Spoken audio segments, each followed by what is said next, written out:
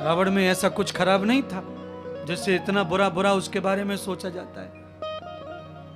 अच्छाइयां बहुत थी, गुणवत्ता बहुत थी, विद्वता बहुत थी, योग्यता बहुत थी। सीता जी की मर्जी के बगैर रावण ने सीता को छुआ तक नहीं, इतना संयमी भी था। पर भगवान श्री राम की बात को उसने माना नहीं। जिद के कारण, अपनी बहन के बहकावे में आने के कारण शूर्पणखा ने जो बहकावा किया, झूठा बोला कि उन दोनों वनवासियों ने मेरी इज्जत पे हाथ डाला, तो वो तो रावण था, वीर था, योद्धा था।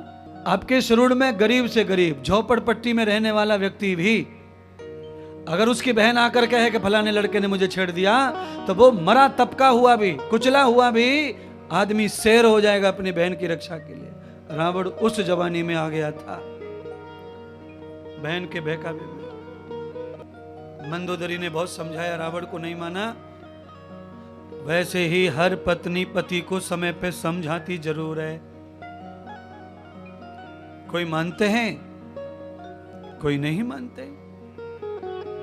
कोई ये कहते हैं कि तू ही जा, तू ही बन ले भगतानी, तू ही सुन ले कथा। क्या हो जाएगा कथा सुन के? क्या मिल गया कथा सुन के?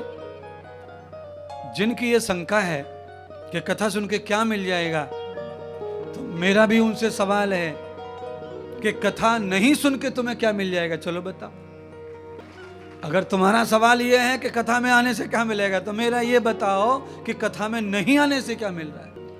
कथा में आने से बहुत सारे लाभ मिलेंगे तुमको।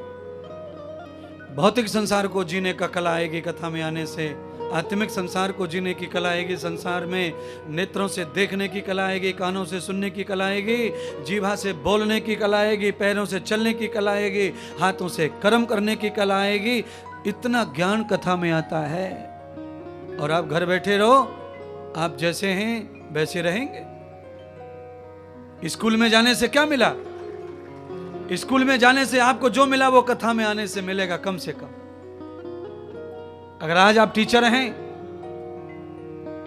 आज प्रोफेसर हैं, आज इंजीनियर हैं, आज डॉक्टर हैं और साथ में नास्तिक हैं, आप भगवान को, साधु को, कथा को नहीं मानना चाहते, आपने कॉलेज को, फिलॉसफी को माना, अध्ययन किया, तो आपने अध्ययन किया तो आपको मिला ना कुछ न कुछ।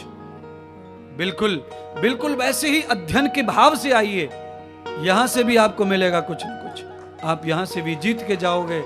यहां कोई हार के जाता नहीं, हार के नहीं जाता। हार कब होती इंसान की?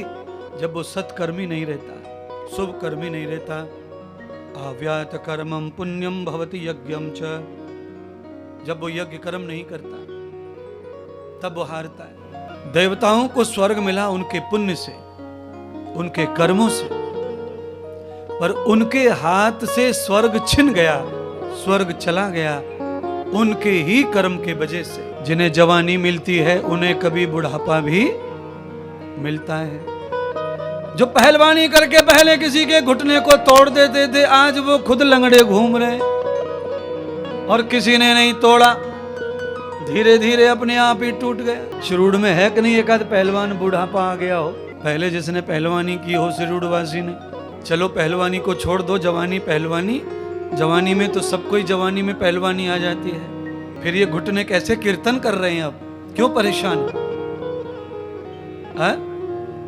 एक दिन ये दिन सबको आ जाता है। सबको नहीं आता तो कम से कम 60% लोगों को बुढ़ापा देखना ही पड़ता है। 60%, 40% लोग बुढ़ापा नहीं देखते। 22% लोगों के बारे में मान्यता है कि वो 22 साल से पहले ही मर जाते हैं, और 18% लोग मान्यता अब ऐसी है कि वो अटैक से मर जाते हैं। 60% लोग ऐसे हैं जो 55 साल 60 साल तक जीते हैं। औसत आयु 64 साल है भारत की। कल्पना करो